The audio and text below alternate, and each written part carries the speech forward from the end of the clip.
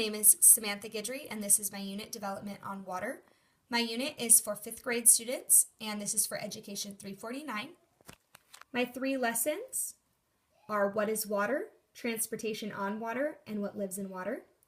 My first lesson is my dance and science integrated lesson, and it has the objective of, after the lesson, students will be able to communicate and express their understandings of the water cycle through the elements of dance. So one of the major science standards that they learn about in the 5th grade is the water cycle. Their assessment will be performance. And the materials used would be the whiteboard and the book Water Dance by Thomas Locker.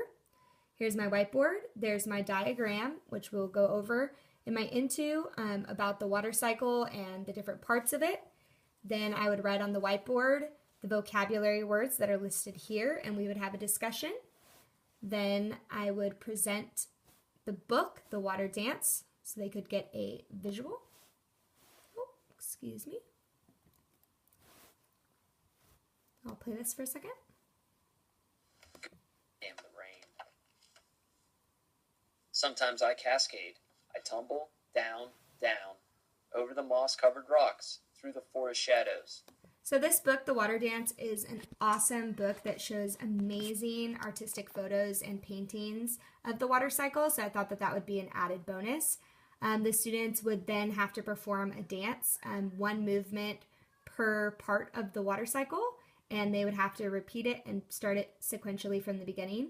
So the goal would be that at the end of the lesson, they would have the opportunity to physically express their understanding, and they would be able to get into small groups and create a new dance with movements for the parts of the water cycle and perform it amongst one another. My next lesson is Explore Transportation on Water. This is 5th grade social studies or history, visual arts theater. And the objective of this lesson is the students will be able to examine 3 early explorers in history and do a role play. They'll complete an explorer worksheet. That includes 2 reasons for chosen explorer exploration. And they would come up with a list of persuasive arguments and act out a scene in front of their class for borrowing a ship to sail. So the assessment would be performance and worksheet, and I also have created a rubric that I've included. And the students would start out with the teacher writing on the whiteboard the phrase character motivation, and we would kind of go over what character motivation is and how a character might do something and use their motivation to guide them in performing their action. So I would call 2 students up and we'd do a little demonstration. Then we would discuss which each role play was it effective, and discuss what made each role play important. And then I would divide the students up into pairs and ask the students to complete the Early Explorers worksheet, which is right here.